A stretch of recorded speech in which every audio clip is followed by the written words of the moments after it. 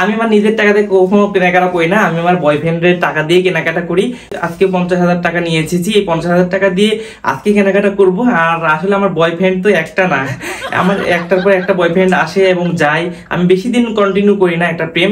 আসলে প্রেম কি, প্রেম আসলে একটু প্রেম করব, কথা বলবো, একটু সময় দিব, একটু ভিডিও কলে আসবো, একটু কক্সবাজার বান্দরবান বিভিন্ন জায়গায় ঘুরতে যাব, তাকে একটু টাইম দিব, আর হচ্ছে সে বিনিময়ে আমাকে হচ্ছে সে খরচ করবে আমার পিছনে, এটাই তো স্বাভাবিক, তাই না? তো আমার এরকম অনেকগুলো বয়ফ্রেন্ড আছে।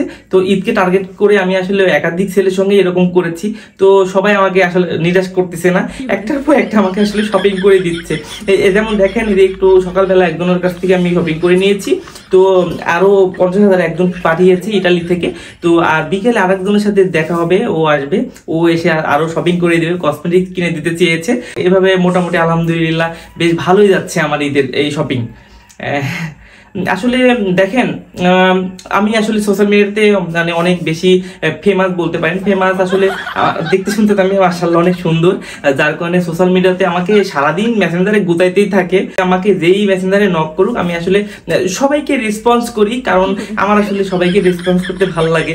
আসলে কি জানেন, ছেলেদের সাথে একটু রেসপন্স করলে না, আমি যখন একটু কথা বলি ওরা তো আমার পিছনে খরচ করতে চায়, কারণ আমি তো দেখতে সুন্দর, তাদের গার্লফ্রেন্ড একটু হ্যান্ডসাম সুন্দর, তো ওদের ভালো লাগে।